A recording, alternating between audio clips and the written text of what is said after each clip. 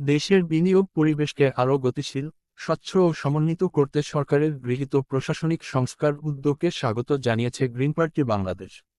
বিনিয়োগ উন্নয়নের পথে দীর্ঘদিনের জটিলতা, আমলাতান্ত্রিক ধীরগতি এবং সংস্থাগুলোর মধ্যে সমন্বয়ের অভাব দূর করতে বেজাসহ ছয়টি গুরুত্বপূর্ণ সরকারি সংস্থাকে একীভূত করে বিনিয়োগ উন্নয়ন সংস্থা গঠনের সিদ্ধান্তকে সময়োপযোগী ও দূরদর্শী পদক্ষেপ হিসেবে দেখছে দলটি।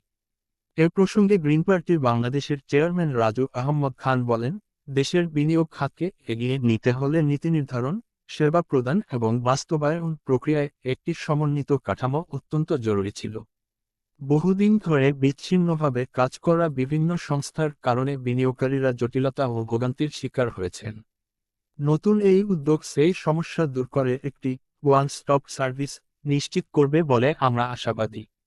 তিনি আরও বলেন, এই সংস্কারের মাধ্যমে দেশি বিদেশি বিনিয়োগকারীদের আস্থা বৃদ্ধি পাবে, কর্মসংস্থান সৃষ্টি ত্বরান্বিত হবে এবং টেকসই অর্থনৈতিক প্রবৃদ্ধি অর্জন সহজ হবে।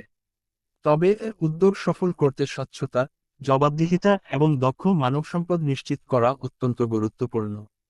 গ্রিন পার্টি বাংলাদেশ আশা প্রকাশ করে যে, নতুন বিনিয়োগ উন্নয়ন সংস্থা কার্যকরভাবে কাজ করে দেশের সামগ্রিক অর্থনৈতিক উন্নয়নে গুরুত্বপূর্ণ ভূমিকা রাখবে এবং বিনিয়োগবান্ধব পরিবেশ তৈরিতে একটি নতুন দিগন্ত উন্মোচন করবে।